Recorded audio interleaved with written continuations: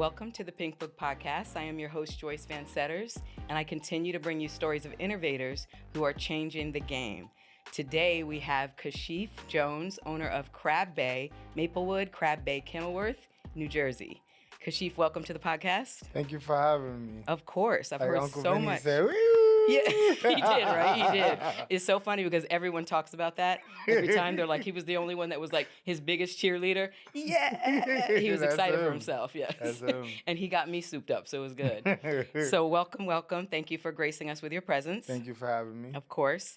I want to get into this, your food, your restaurant. Everybody loves it. I can't wait to try the food today. You brought us some here. Yes, But ma'am. what I want to get into is your story. That's how I like to do it. Okay. So talk to me about where you're from, Kashif. I'm from Newark, New Jersey. Okay. Born and raised. I was raised in the 90s. Okay. What part of Newark? The South Ward. Okay. Off of Clinton Avenue, Hatton Terrace. That's where my family is from. Okay. And yeah, that's where I'm from. All right. Yeah, I went to Weekway High School. Oh, you did? Graduated, class of 2008. Okay. Before we get to high school, what was young Kashif like? Curly hair, kid trying to figure it out in Newark. Very interesting time to be alive. I'm from like the crack era, and I'm from the stolen car era. Has that era stopped? Yes, it stopped okay. tremendously where stolen cars are no longer like a sport. Okay. Before it was like a stolen car was better than a new car. So now it's more like they're trying to take the cars and make money. Before it wasn't really like that. It was like a joyride. Okay. So it was very dangerous. But it's just the time. I remember. I'm from that era. Okay. Yeah. Were you shy? No, I don't think I ever was shy. I think I always stood out in the crowd. You did? Okay. Yeah, I was like a black kid from Newark with curls. Okay. It looked like I had the first Jerry curl. So, but dry, not wet. Sometimes it was wet, okay. Sometimes dry, depending on how I felt that day. But yeah, I don't think I was ever shy. Okay. And then you graduated from Weekway, you said? Yes, Weekway High School, class of 2008. Okay. I tried to go to college. Okay. But what college? Essex County. Okay. But I realized I had a whole family to support. So me going to college really wasn't making no money. Okay. So I started. What do you mean you have a whole family to support? Siblings? No, I had a wife and 2 kids at 19. Oh. Yeah. Okay, we didn't get there. Yeah, my whole childhood. So I had to hustle. I had to bring home the bacon. Okay. Turkey bacon. And how did you start your first business? Like, what did you do to make money? First absolute business I could remember was going house to house selling candy. Okay. I was about 11, 12 years old. I just said, every time I would ask my mother for something, it was always some excuse, so I had to wait. And I said, well, Mom, would you feel like if I started making my own money? Everybody was selling drugs and all that anyway, so I was like, I don't really want to do that. I tried it before because it's just the environment. But I was like, I'm going to sell candy. So that was elementary school. Then it led to high school selling candy, and then I had a T-shirt line called K. Jones Denim all over my MySpace. Did a fashion show. Had about MySpace. 100 designs, a lot of custom painting on shirts. Okay. Those was my first couple of business ideas. You did the artwork yourself? Me and my ex. Okay. Yeah. She was more of the artist. I was like the visionary. Okay. And we made it work. Okay. Do you have siblings? Yeah, I have a brother. I have a sister. Okay. Did you grow up with both parents in the home? No. Okay. No. One was cutting the grass and the other one was inside the house. No. Good answer. But definitely not a 2-parent home. But I had a heck of a stepfather. He was a great man. So at some point I did. It wasn't my biological. It's not always how it works. Not always. Especially not in this new world, right? But I had a good stepfather. Okay, so good. I guess I did have a 2-parent home that I never claimed to today. Okay. I definitely had a 2-parent household most of my life. A little dysfunctional, but it got me by. Aren't we all? A little dysfunctional. So when you were 19 and you had a wife and 2 kids to take care of, what did you do to make money? Everything. I had a big DJ service. So I was DJing everywhere. Okay. I worked for FedEx. I worked for Newark Public Schools. Sometime I did all three at once. I would leave Newark Public Schools to go to FedEx. What did you do in the schools? I was a janitor. Okay. And it's funny, earlier I was talking to you, you said, don't ignore Don't the ignore the janitor. janitor. I was the janitor. Okay. I was the custodian, whatever you want to call it. I was the one who cleaned the toilets. I did a lot of praying in that time, believe it or not. Wasn't getting paid much money, but I was just caught up on it was a state job. Right. But I learned a lot. I didn't know God was preparing me the whole time with all my endeavors to do what I'm doing now. Okay. Think about it. Like literally, I was driving down here. I was telling my manager, make sure the bathrooms are clean. It's a big thing in restaurants. Like one person, your bathroom will be clean, and then one person comes in. So it's like I learned that in the school, how to properly clean a toilet. Wow. That matters. Yes, it It does. really matters. DJing. So now I do karaoke. Everything I was being trained to do is It's the set path up. I'm walking now. Absolutely. Everything. And if everyone could hone into that and believe that, they'd be a little more relaxed. I mean, it's obviously stressful if you have no money and you're trying to get somewhere, but every path that you're on is a step to your new path. The money gonna come. I know people say that, but literally, Yeah. like I learned so much from you. I learned from everybody. The money comes with the activity. As we discussed, it's just sometimes you don't even put yourself in position to make the money. Right. And that's the sad part. People be too focused on the money.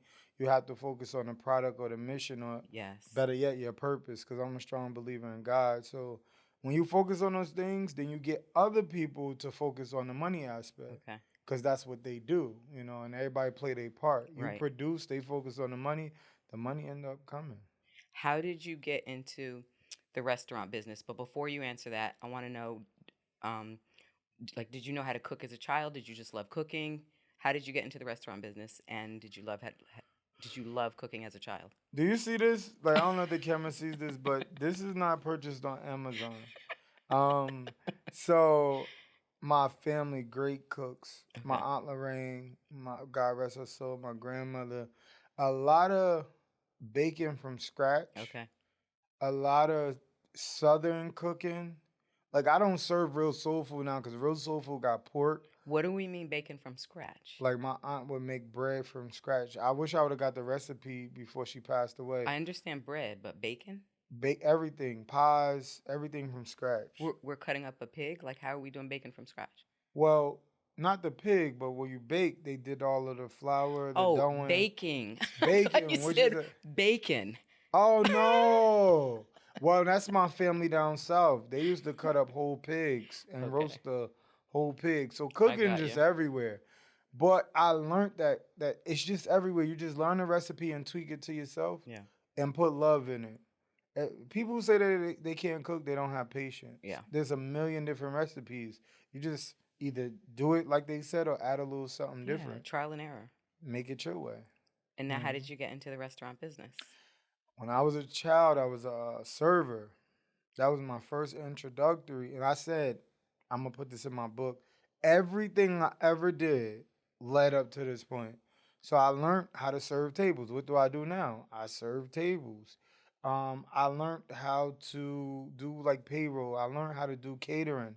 I was the one they would call to do the catering. I learned the kinks. I learned how a system could fail you. It was a big thing when I was working as a child. Like a lot of the system was messed up as far as the orders, which caused the owner to lose a lot of money. So that was my first introductory. Then I got a hot dog truck in 2012, 2013. Okay. Sorry, a hot dog cart. Okay. Then after the cart, I got a truck, and I had 2 locations even in 2012, between 2012 and 2015. Then I became a correction officer. What made you go into that? One day when I was visiting my father at Northern State Prison, where he was housed, he was an inmate there. We kicking it. He was like, "You see that CO over there? He ain't doing much." He said, "You should take the test."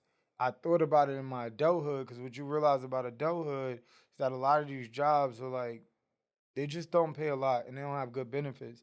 State job, promising income, a little dangerous, but whatever. Life is like that. So I remember, and I took the test. I didn't believe they would call me, and then the rest was history. In 2015, I became a correction officer. How long did you do that? About 8 years. and then Crabbae just started kicking off. So you were doing Crabbe at the same time? Same time. But then COVID hit and I got really sick. And when I got sick, my job didn't like the fact that I was opening up businesses. The CO job. Yeah, Okay. they didn't like the fact, and they started doing things. So I said, y'all could have the job. Yeah, I'm good. I'm gonna resign and focus on what I have. Take me back a little bit. So before COVID, when you were doing the CO job Hmm. and opening up your first Crabbe, how did you like what transitioned for you to get into crabs?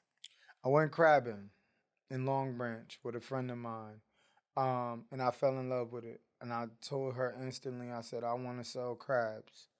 And I remember from my childhood, everything aligns. Remember that throughout this interview. My grandmother and I used to crack the crabs. I would even eat the doodoo. I thought it was mustard. I did And too. I did too. yeah, she traumatized me. She said, that's mustard of the sea. So I'm like, ooh, so good. But it was a I would family dip mine thing. in it, and my dad would be like, "That that's the Yes. shit."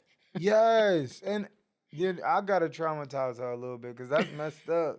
But we would crack crabs. We would get the bushels from Miller Street, Hmm. New York. They're actually still there. Um, and it was a family thing. We'd sit on the front, on crates, little table, whatever. Everybody had their crabs, and as a kid, I spent a lot of time. So when I found out you could catch them in New Jersey, I thought they were caught in like only like Maryland. Right. No, you got some really strong crabbers here. Like I could go catch some right now if I had a piece of chicken and a string, catch it That's how you myself. catch it with Yeah. chicken. That's the Some bait. people do cages, but that's boring to me. I'ma throw a cage in the ocean and wait. No, you actually turn it into like a sport where you gotta reel it in and scoop it up with a net. Like a single crab that took a piece of chicken. Or sometimes you catch two. They're so busy eating the chicken, they know you're doing. They're really fast too. They're extremely. They're one of the fastest creatures in the ocean. Um, so they got to latch on to it, and then you scoop them up with the net. But they're eating the chicken, so they're more focused on that.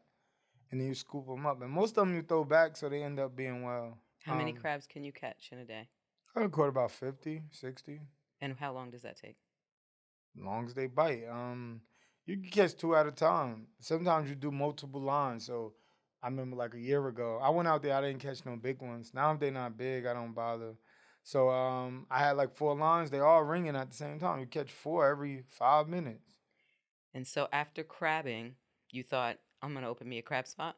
Yeah, I was like, I need to sell seafood. I need to sell them. And then I realized, okay, you're gonna come out here every day. The story is cool, but make it practical. Right. So I'm like, I'm gonna sell crab legs. So go to Restaurant Depot, get me some crab legs.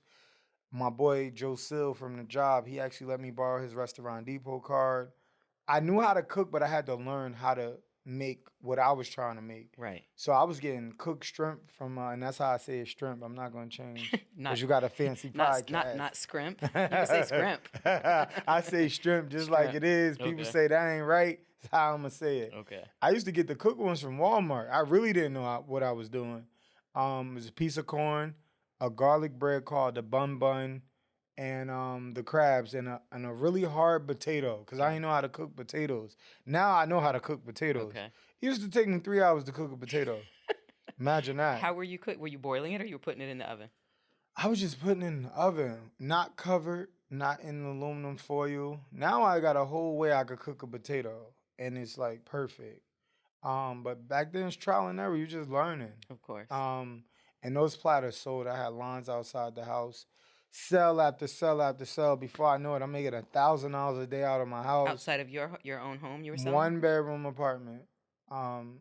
Yeah, because I was going through some trials in 2019 while I split with my ex-wife.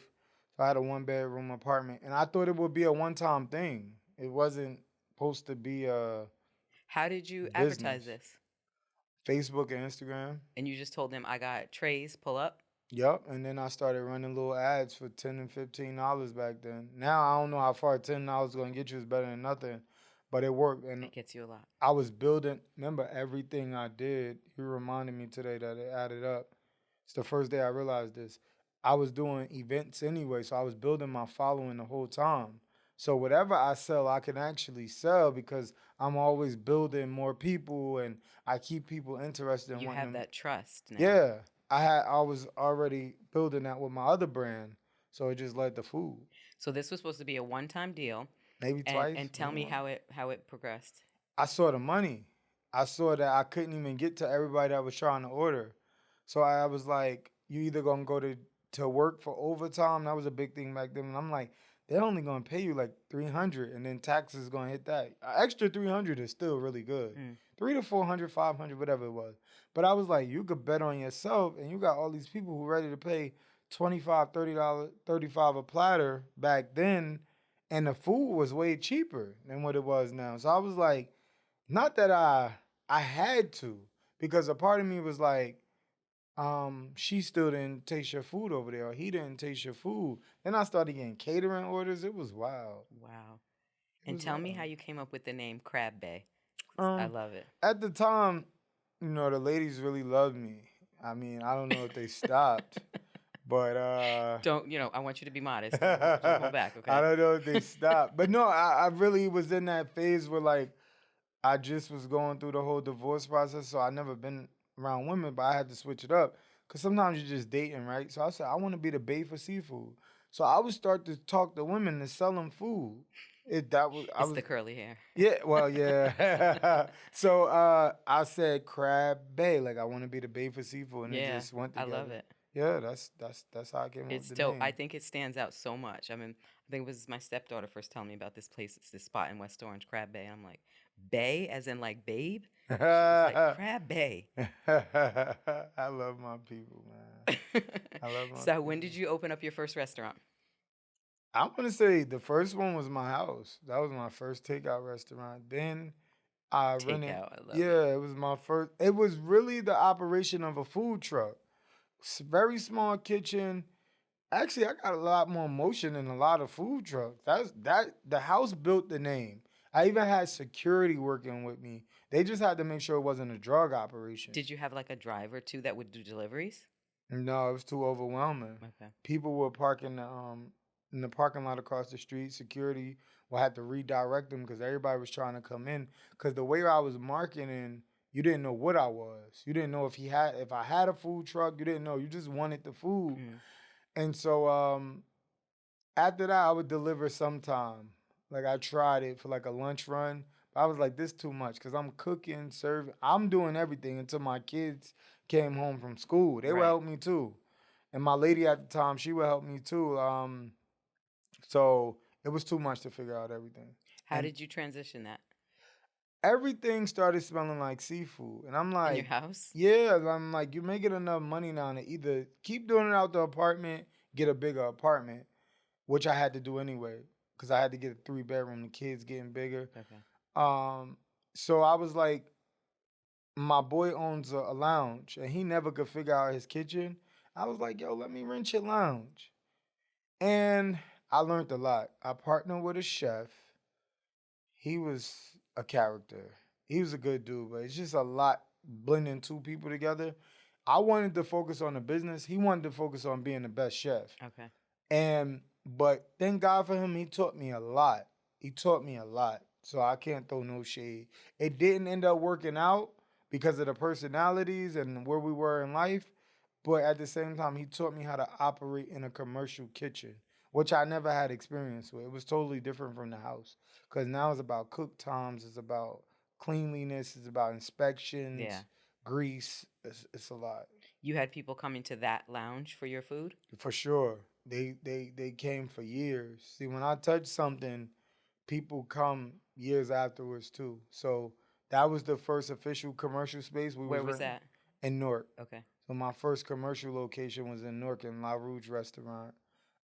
Then I'm driving up the street one day, Maplewood pops up, which we still have that store today. I saw a for rent sign. I was a subleaser for a couple of years. Then I took the place over entirely, and I still have it to today. What's the location in Maplewood? 764 Irvington Avenue, Maplewood, New Jersey. Okay. And how long has that one been open? Whew, 2020. So we're working on 6 years. Wow. 6 years in a couple of months. And then when did we open up the Kenilworth? Here go me being me. A year. That same year, I was getting a haircut. My boy tells me he knows somebody want to get rid of restaurant equipment. So I'm like, cool. I was gonna buy it. I'm like, at the time, I'm like, it's always good to have extra stuff. When I got there, she gave it to me for free. And I asked her, I said, what are you doing with this place? Because it was a pop-in bar, Gavelstone, Mm. which is no longer there. She was like, I'm trying to tear it down and build a multifamily. The town said no. I hit it with a proposal. Oh, I just stepped out on faith. I said, Gavelstone already have a following. That place was never meant to really be a restaurant. I turned it into a restaurant. It was Okay. more of a bar. Mm. I wish back then I could afford the liquor license. I'd be a lot more. I have a lot more money now, but I couldn't. So I just moved in. It was already plug and play. What I mean by that is you're not building a kitchen. You're just turning on the oven. Right. So I love to find places like that. It makes a lot of things a lot more easier. And how long has the Kenilworth one been open? Working on 5 years. Wow. Yeah. So we just have the 2 locations in Jersey? That's all I have now. I had a third one that I'm no longer a part of. Okay. Proudly. That was the West Orange location. Yeah, and I'm just focusing on the 2, which are Okay. the best ones. Give us the address for the Kenilworth? 303 South Michigan Avenue, Kenilworth, New Jersey. Okay. And now I want to talk about your menu. I know, does your menu change, or this is the same menu? It's funny. I'm in the process of changing it. We get new items time to time, but it's time for a hard reset, especially with the economy. Okay. And just making things more seasonal, fun, focusing more on brunch. Yeah. I recently developed a passion for brunch. Me too. And our catering menu is pretty extensive. We Okay. have contracts with Rutgers. Oh, you cater as well? Oh, I have a big catering business. Rutgers, City Through of Irvington. Crabbae, or that's a totally different business? Yeah, Crabbae. Okay. It's Crabbae, yo. Oh, I didn't know It is that. a separate entity though, because it's like some of it is contracts. They call me every time they need food, and I'm trying to expand on that as well. Okay. We have did Chick-fil-A, Medtronic, a lot of different big companies, and then we have a lot of barbecues. Black people like to say cookouts. Like to say, that's what it is. Just a lot of different functions people hit us up for, and we always have good catering deals. With these companies, you deliver to their buildings? Yes, for sure. So this is large amounts of food. Yes. Huge. Wow. Like Medtronic was probably the biggest order I ever had. They actually called me back and said, add more money to the invoice. Because I did their whole end of the year party, but it was Caribbean style. Okay. So they had everything from mac and cheese to several pans of oxtails, and they loved it. So yeah, we deliver. Okay, let's talk about your Crabbae menu. Yes. What's your favorite item on the menu? Rasta pasta. Okay, that's what you brought us here today. Yeah, I can't would wait say to dig in. Rasta pasta. And what exactly is Rasta pasta? Because I've never had it. It's a jerk Alfredo. Okay. It's Jamaican inspired, but when you travel to Jamaica, they don't have no Rasta pasta. It's like a fusion between America and Jamaica. But it's literally taking America's chicken Rasta pasta and jerk sauce and some other spices to make it a Rasta pasta. So you add meat? You don't have to. You gotta add broccoli or just keep it with the onions and peppers. What are the meat choices that you have for that? We do everything from steak to lobster to lamb to chicken to whatever. You can throw it on top as a protein. And then what's your favorite crab entree? Crab cakes, and I don't even have them on the menu yet, but they coming. It would be between crab cakes and crab legs. But crab legs take a lot of work. You gotta have patience. Yeah. And I always been a big guy, so it's like it's gonna take a lot of crabs to fill me. It's not enough, right? Yeah. But I think seafood is therapy. Yeah. Yeah, especially something like cracking 10 crab legs. You're talking. I love cracking cracking them. Yeah, you have to get it in a certain spot in order and to that get little the juicy piece part. of meat. Yes. Yeah, dip it in the butter. I Or was the actually poop. eating some crab legs the other day. So, but my favorite thing in there is the Rasta pasta. And do you do crab boils? We do. You do. We do, and we're looking out to come out with some more sauces this year, like a curry butter, a spicy butter, sweet and spicy butter, another garlic butter. Expand on the sauces and some good dipping bread. So you're really busy now.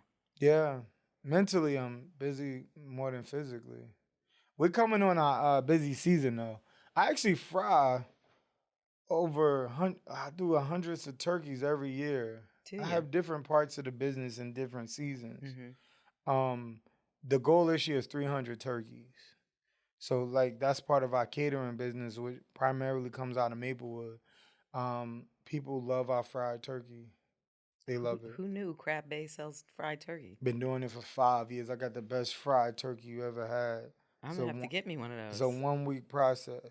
Like you brine it. First of all, you gotta find somebody. Then you brine it. You inject it, and we literally take our time. And we don't even use peanut oil. We use vegetable oil. But it tastes like chicken. We do this for Thanksgiving, I assume. Yes, the Okay. day of Thanksgiving, I sell hundreds of fried turkeys. People come pick them up, or you? Yes. No Wow. delivery. Oh my Okay. God. We wouldn't get home to Yeah. Christmas. They always ask me to do it on Christmas because the clientele is so big for it. But Yeah. no, I take Christmas just to be with the family. And who runs your catering business? Because you have 2 restaurants. How are you doing all 3 of these? I think at this point the Lord runs it. I have a good team and staff. You I do? can't Okay. take from them, and we're always building, finding the right talent. But I love my current team. It's they're behind it, Mm-hmm. and I'm more like the marketer and driving force and the enforcer behind it. But they run the day to day. This is what they do. They're Team Crabbae. Love it. Yeah, those are my people. Now, we know that you also do events. We talked a little bit about that, The saying that. booze cruise. Yeah, I saw that on your Instagram. Talk to me about that. So Talk to me about how you set this up, because this is real. Like this was a lot of people. the booze cruise was huge. It looked like Carnival Cruise for It a did. second. Did you see the video? Yes, I did. I was still blown shocked. away. I'm still tired from the cruise. I had my boots on the ground. So a friend of mine, she had a deal with a boat and it didn't go through. She said, I think this is more your vibe. The boat was supposed to give me everything, the bar, everything. And I was like, this is a no-brainer. With the amount of people I know, they'll love to end the summer with me. So when the boat found out that I was gonna be selling liquor and trying to do all these things, they was like, nah. I said, all right, bump that boat. Connections, everything aligns. So my friend, he knows somebody that he mentioned a year ago that had boats. And I just so hit him up. He connected me with the guy, reduced the charter fee significantly. I made an AI post saying, hey, I want to take everybody out in the water. Extreme response. It went super viral. Please tell me when. People DM me. How can I get tickets? This is when it was all an idea. Okay. And then people became extremely excited about ending the summer like that. And I did everything A to Z. I even had welcome packages where we got bagels, motion sickness pills, and mimosas. I coordinated every bus. I Smart. did the marketing. I had a couple of people that collab with me, but they just couldn't keep up with the level that it took to do the event. And I love these guys. It just was more than they Could handle. even planning the after party, the DJs. And the thing about a boat, it's not like a regular venue. You have to make sure everything works together. Because if it don't, if you have one bus breakdown, you're missing 50 people. That's probably your profit for the whole event. So I had to be in touch with everybody. You can't have a DJ show up 2 hours later. The boat is in the middle of the water. Right. You have to have everybody on time. You have to have food. I learned so much that next year when we do it again, it's going to be fantastic. And you did this by yourself. I don't do anything by myself. I did it with the strength of God and my supporters. Like, it was really all hands on deck. I'm not the guy that ever says I do anything by myself because that's a lie. It takes a team. And my team, we worked. I think we're still working because now it's the aftershock. Right. I didn't think this event would be that. Now it's people saying, hey, I want to tell you my experience. Hey, what are you doing next? Everybody looking for my next move. So it was fantastic. Are you taking all those reviews from this and putting it into play for what you're going to do next? I'm open to a lot of them, but I have to take it in strides because it's a lot of information and a lot of people. But yes, I have taken some really good stuff and just building that team around the events because I have a Black Affair coming up that'll be in the middle of a bank vault. Okay. And that'll be in November. So just building what's that that structure. about? Huh? What's that about? We're gonna celebrate R&B, but I'm gonna give it to a great cause. It's my friends giving. I do it every year. I just want to elevate the experience. So it's gonna be an elevated experience, bank hall style, but in the middle of a bank vault. Wow. Literally, the bar of being a old bank vault, very aesthetically pleasing, and just a different level of event, and at the end we will give to a cause. Live entertainment, valet parking. Nobody even know. I guess I'm putting this out there now. Yeah, I mean, yeah, this is going can we down. talk about the live entertainment or not yet? Um, I'm gonna find the best artists. I've been Okay. interviewing people. I want that live feel of music, from the violinists. Yeah. To play some of your favorite jams. Might even be a little live band action in the singer. So Okay. tagging teaming with the DJ, and it's gonna be a time. Kashif, this is a lot It is. I'm like, my brain is like Times Square. because you're super creative. I heard that. You are. I know. I could tell just from speaking to you before. And it's funny because I think I contacted you to get on the podcast. I think I pitched you maybe like at the beginning of the year. Really? Yeah, and you left me on red. Isn't that something?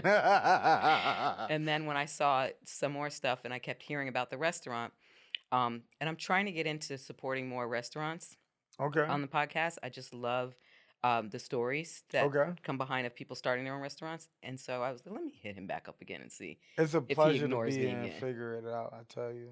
But I didn't purposely leave it on red. I It's just get fine. so much. I get left on red all the time. It's okay. Oh my goodness. It's okay. I'm good. I circle back. Uncle Vinrock ain't leave you on red. NJ Soup ain't leave you on red. You all right? No, Suit did leave me on red in the beginning. Really? Yeah. He's a In the big beginning, dog. yeah. But he was so busy. That's how it is. Actually, I'm lying. He did. I don't want to take that from him. He didn't leave me on red. He sent me his email and said that I would get faster through to him via email. Wow. He I did thought do he that. was more like direct, but I get it. He's a did. boss. It's overwhelming. Especially if you're doing something at the time. Yeah. Whatever I was doing at that time, it probably people just started DMing you, and I don't know, but we figured it out. Yeah. I like it. I like the presentation, and even talking to you behind the scenes is like, God don't make no mistakes. Exactly. I was telling you what I had going on YouTube, and you're Mhm. like, yo, you could do something with this. Yes. Let's And go. that's what it's time for. You're So, yeah. amazing. No, you're amazing. No, you're amazing. No, you. I could do You're this all amazing. day. You're amazingist. You're amazingist. To infinity and beyond. I quit. Kashif, thank Yeah. you for being on the podcast. Thank you This for was having me. a great story. I'm so happy Crabbae's doing so well. I will be hitting up that spot every time I come to Jersey. Thank you. You're very welcome. And I'd like to let you guys know I'm still on Apple, Spotify, and YouTube. And if this is something that resonates with you, join my community because the best is yet to come.